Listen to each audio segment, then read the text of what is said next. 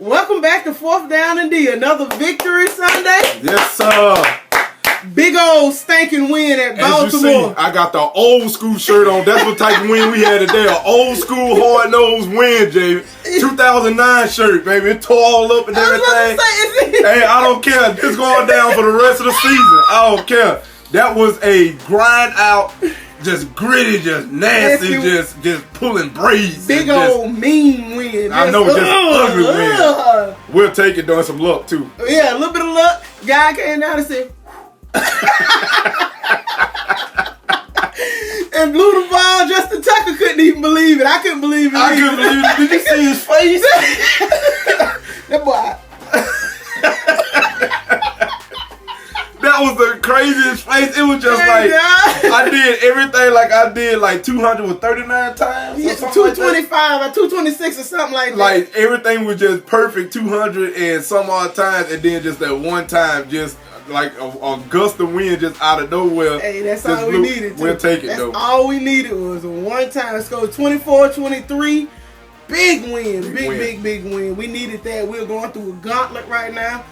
We play next week, Sunday night. What was your number ones from the game? Well, the only thing that my gripe for the game is that Dennis Allen started to play soft in key situations. I didn't like that. Right before halftime, they was playing to, just at the most give up a field goal. You don't do that. Defense was dominating the whole game. So therefore, hey, keep the pressure on Joe Flacco. Don't let him sit back there and just throw easy passes. As you see, it burnt us because Crowley fell off old Speedy Gonzalez, and he came across the field. He just outran everybody. And that's what type happens. That's the type of stuff that happens whenever you play soft. I hate that. I hate why teams play soft. And I know it's an NFL. I ain't no NFL coach, but it's hard for me to understand why you play so soft, like right before halftime or during a 2-minute situation. I hate it. Stay aggressive. But the big plays though, Lattimore.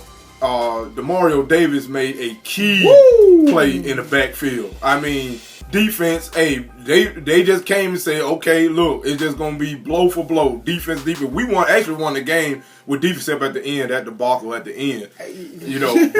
But just the whole game was just great defense by both teams. But I'm telling you, New Orleans, hey, y'all coming along, baby. Hey, we love it. Hey, just keep going the way that y'all going.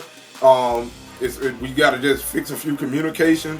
There was a great timeout by Lattimore too on 4th down, and there was a bogus interference call too. Yeah, we got a lot of bad PI calls toward the end. I hated that. That was we got him off the field literally like twice on the last drive. It was, you can't play much better defense than what Lattimore was playing, and then PJ got a bad call. In my opinion, it was a bad call. It was a bad call. But my takes from the game, this is what makes Michael Thomas the number one wide receiver to me in the league. The game that he played today it wasn't a huge 130-yard game. It was I'm catching big catches. Yep. I'm making big plays. I'm making exactly, and then I'm finishing plays like the scramble play with Drew Brees. It was 3rd and 8.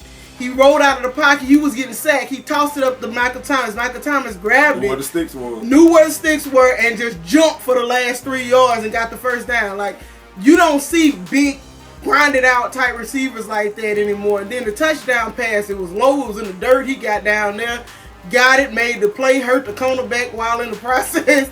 Just big, strong. Yes, he is the number one receiver in the league. And he doesn't have like just major breakaway speed. He does it. His route running is so perfection. I mean, it's amazing that he beats everybody with his route running. So that's why the timing route's always there because he's always going to be where he's supposed to be. Taysom Hill is a maniac on the field. Taste some of these. I'm telling you, he a maniac. I mean, everything that he does is 100. It goes from 0 to 1,000. And thank God he gave the ball to Kamara on some good reads. Yes, I think he's trying to read more instead of just keeping the ball. Every time he just keeps the ball and just bowls everybody over. Hey. But there's nothing. I mean, that's against the Baltimore Ravens. There is nothing the NFL can do about that package. I mean, nothing. at all. And you saw it in the Ravens' face. They knew what was coming. They knew they didn't have no answer for it. Absolutely not. And Baltimore version with Lamar Jackson just it's just a poor man version of what we have. Yeah, weak sauce. Yeah, I mean it worked a little bit, but nowhere near. I mean, it's unbelievable the packages that he got for Taysom Hill, and then he's down on special teams and everything. I mean, I don't see.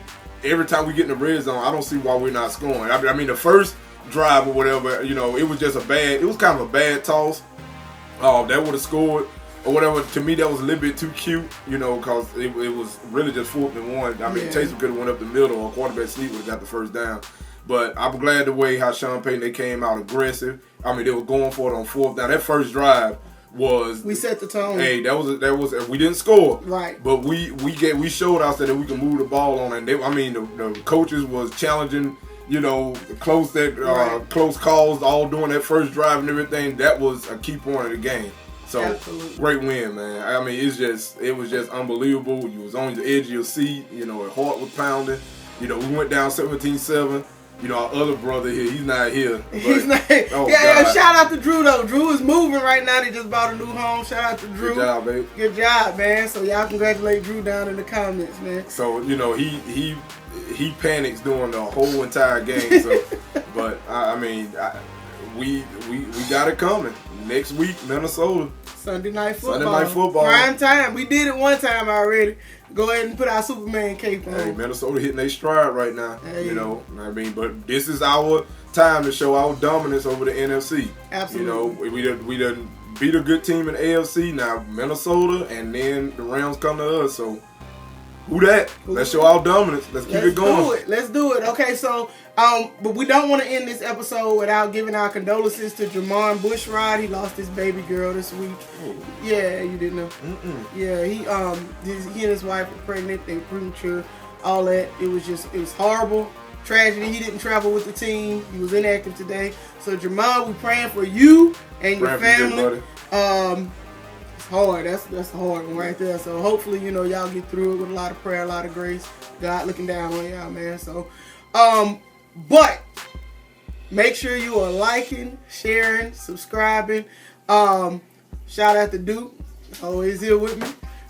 Make sure that you are looking at the injury reports, because I just read on Twitter that Marcus Williams went out at the end of the game because of injury. I didn't see where it happened. I don't know where it happened, but Sean Payton said it in the press conference. So make sure y'all checking the injury report. That's going to be big for us right there, because Kurt Coleman, I don't know what he does. But anyway, who that?